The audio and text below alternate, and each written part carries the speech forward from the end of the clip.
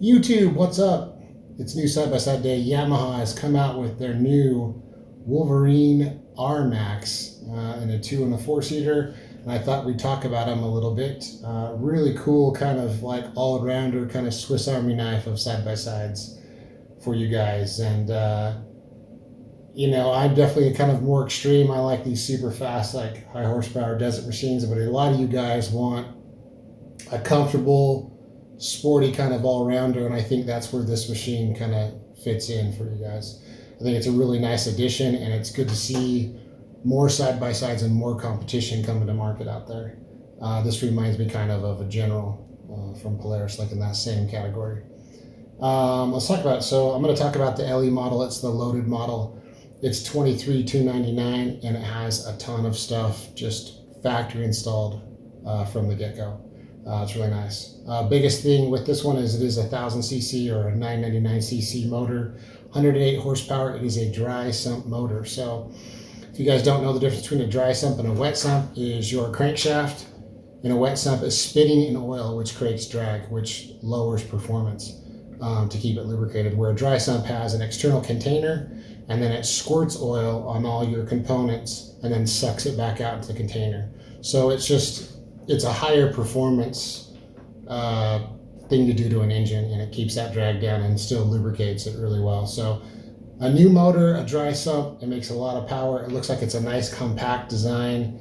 I'm excited to see how it runs. I mean, 108 horsepower in this segment, that's factory. That's a leading horsepower number, and I would say that's plenty for an all-arounder. This isn't a pre-runner. This is an all-arounder, just fun utility sport kind of trail riding machine, which I think a lot of people, it's what they want, and I get it. So, another thing really cool about the motor, they've integrated kind of like an engine mode switch, and what it does is it controls kind of the length of the throttle pedal, if that makes sense. It'll make your throttle kind of longer or shorter, and then they also have some engine braking that they've put into it too, so they can kind of close a flap in the intake and get some compression braking. And a lot of times this wouldn't work on a side-by-side because the clutching, your rear clutch would basically let go of the belt, and it didn't matter what the engine did. But in this new, which we'll talk about here too, is it has a new centrifugal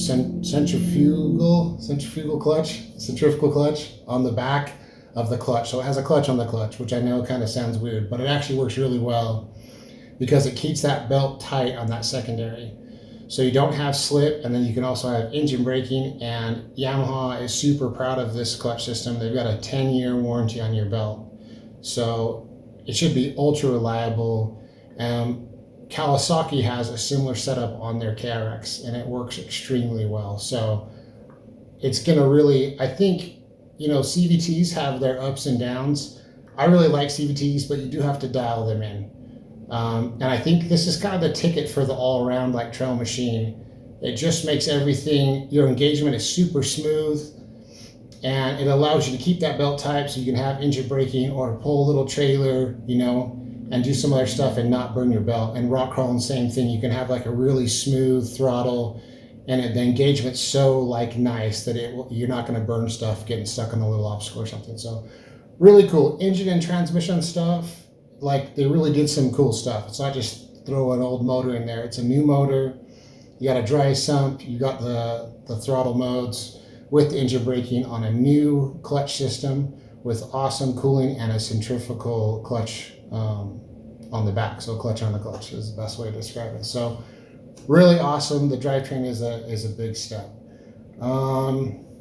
The next thing, let's talk about what the LE model gets over the rest. There's a base, an RTX, I don't know if I'm saying that right. Anyways, there's a base, RTX, I think, and an LE model. The LE model over the middle model has IQS suspension and a factory installed radio. I think this is really cool. A lot of you guys like having tunes. I do too.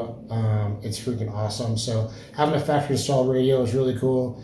And I also like with their accessories, they've pre-wired in a bunch of accessory plugs So if you buy upgrades for your radio or a light bar or something else from Yamaha, it's ready to plug in. It's not running wiring harnesses and taking apart your whole rig to put in this accessory. If you're going to sell accessories, you should make them super easy for your customer to install. And it does look like that's what Yamaha's done. So they have a ton of accessories for this machine. I think over 100, full cabs, snow plows, skid plates. It does come with a nice skid plate already, but additional skid plates, bumpers, lights, more stereo stuff, subwoofer, rear speakers. So it's really cool, and I think they've really thought about making quality stuff and making it easy for you to install on your machine, which I really like. All right, let's talk about the IQS suspension. So a lot of these manufacturers are going to some type of adjustable suspension. So like with Polaris, you have dynamics. With Can-Am, you have smart shocks. Those systems are compression adjusters, and Can-Am is a compression rebound adjuster. This is just a compression adjuster. It's on a QS3 shock, I believe. It's like a middle level Fox shock. It's a good shock. And it basically is going to go from like comfort, sport to firm. So you have 3 settings on it. The difference between an IQS system and like a Dynamics or a Smart Shocks is they have a computer that's always adjusting the compression and rebound, like all over off of different sensors. So it's not quite that advanced, but if you're on a rocky trail going slow, put in comfort, your suspension will adjust. It'll be a lot more comfortable ride. You're on the road, you want a little less body roll, throw it in firm. It's a really cool setup, and I don't feel like they're charging that much to get that radio and suspension. It's only like about a $1,300 upgrade from the middle model to the LE. I think it's the XTR. Yeah, XTR is what it is, I think. So from an XTR to an LE, it's a $1,300 option, and I think that's well worth it, honestly. Having adjustable suspension it's one of my favorite things. I really enjoy it on the Turbo S, and I can't wait to try it on a Can-Am. So really cool IQS system, sweet. So, and a good set of shocks. I think one of my biggest pet peeves of any of these utility machines is that they come with a $100 shock. It's a Fisher Price shock. I mean, they're just so bad. They have no real travel. You can't put very big tires on them. You got to try to lift them just to get clearance. And so it's really nice to see kind of a sport utility with a decent shock, with some decent travel. Speaking of travel, 14.2 inches in the front, 16.9 in the rear. That's a good amount. It's a good sport utility amount of travel. It looks like a really fun all-arounder that does a little bit of utility and a little bit of sport and a ton of in the middle, just trail riding fun. I can see camping, overland stuff. Just a lot of fun trailing. I bet it's great up in the woods. It'd be really, really fun. Hopefully I'll get my hands on one, go for a spin on one, but it looks really cool for just your all-arounder that you can still plow your driveway with and do some other stuff with. But 64 inches wide, 87 inches long, 13 inches of ground clearance. It's got a 9.2 gallon tank and weighs approximately 1,900 pounds. 600 pounds of bed capacity. It does have a full dump bed, which is pretty cool. I like that it's like kind of a more sporty machine, but it still has that utility in it. And it can tow 2,000 pounds, which again, with that centrifugal clutch on the clutch, is going to make that engagement. If you are doing utility in it, you are towing a little trailer or something, it's going to make that a lot easier for the machine to do because it has that good clutch system, which is awesome. They've really tried to step up the interior. They got a good 3-piece full door. They have a nice, comfortable seat. I think they call it a cut and sew seat. It looks nice. I haven't sat in it, but it looks like a pretty high quality OEM seat. And then a nice sealed door, and the interior is beautiful in it, and a lot of cool lighting, tons of accessory switch spots. Again, there's plugs back there to plug right into stuff, which I like. You've got a bunch of soft touch materials and pads, an actual e-brake, which is cool. You've got your Adventure Pro, which I think is awesome too. So this is a thing that I wish some other manufacturers would get along with, but people like that technology. So you've got maps on there, you've got all your engine diagnostic stuff and gauges that you can get on there, navigation. I think you can hook up a backup camera. I'd hope so. I think you can. I think there's an app for that. If there's not, there should be. So really nice that you have that technology. And the cool thing with the Adventure Pro is you can pull it out. So if you want to update it or download a map or whatever, it's super easy. So yeah, they've done a really good job on just, I feel like it's very feature packed. I mean, if you bought an Adventure Pro, that's $1,000. And if you buy IQS, that's a couple $1,000. And yeah, just all these things just add up to, and a radio and a winch. So it does come with a factory 4,500 pound Warren winch, which is also really cool. So just a lot of cool stuff, and having that good clutching with that 10-year warranty. I mean, that's awesome. CVTs are really great, honestly. They're so simple. You just got to get them dialed. And with that clutch on the clutch, we'll call it, they just work really well.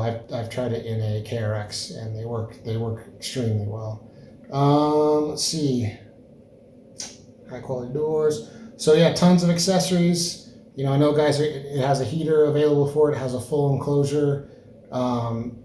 Just load it. You can load it up. They've got a ton of stuff. I'm sure there'll be a ton of aftermarket stuff. It comes with a 30-inch tire on a 14-inch rim. They're coming with a Carnivore. That's a pretty good sized tire.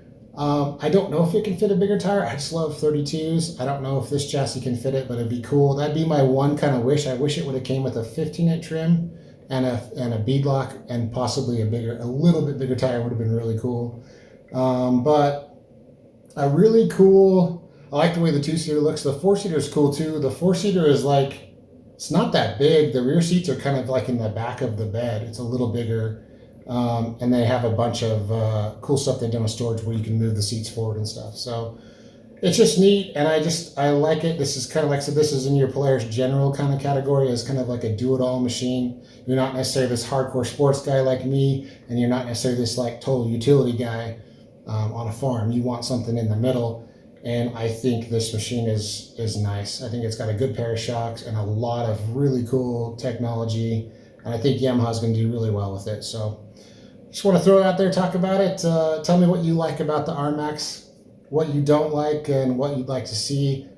Someday, I hope that there's like an ultra sport model with utility someday, like another level of this would be really cool. Like full long travel suspension, but with a bed, a bunch of horsepower, you know, awesome shocks. Like it'd be really cool to like even go one step above it. But I'm excited for Yamaha, and it's cool to see more side-by-sides in this segment. I think there's a lot of you guys out there that like going camping and stuff, and this is like the perfect rig to kind of like your do-it-all rig. So, all right, guys, hope you enjoyed the video, and we'll see you on the next one. Thanks.